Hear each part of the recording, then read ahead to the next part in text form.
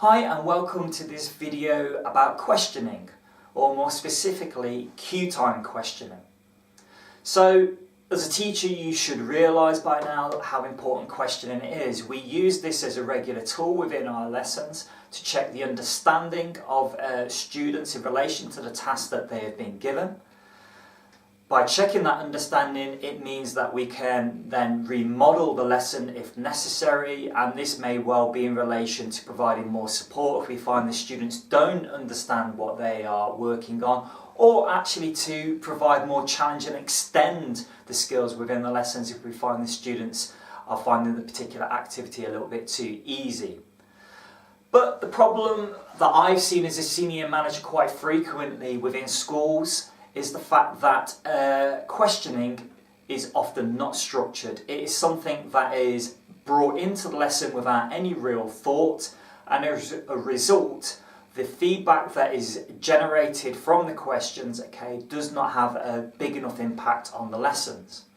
Often these questions, if they're ad hoc, end up being closed questions, which turns into a kind of guessing game for the students with no real evidence of the depth of learning that they have managed to generate.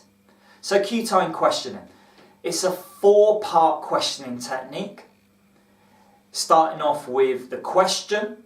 So you pose the question to the students, and then that is followed up by quiet time, so the second cue. Give them a period of time to think about it, and when you give them this period of time, tell them how much time they've got and actually time it. Give them a countdown. Often a timer on an interactive whiteboard is a really great way to do this.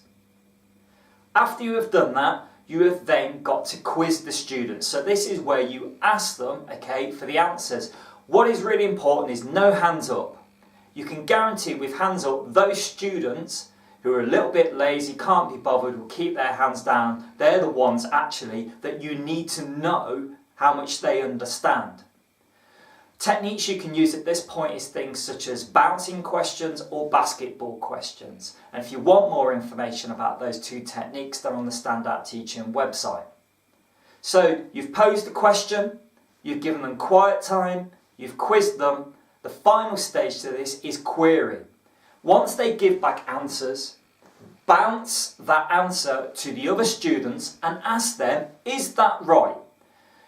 Try to avoid the temptation of straight away as a teacher saying, yes, that is correct. Because by putting the pressure onto the students, it really shows their depth of understanding in relation to the question. So cue time questioning. Question, quiet, quiz and query. Now the other thing about using this structure is that it gives you a framework to plan your questions in advance. And that means you are more likely to use open-ended questions that really probe down to challenge the depth of learning that the students are demonstrating, rather than fall into the habit of closed questions.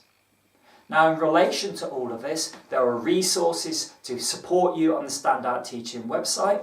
Take a look.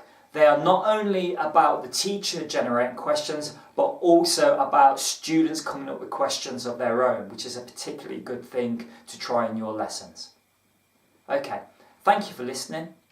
Bye-bye.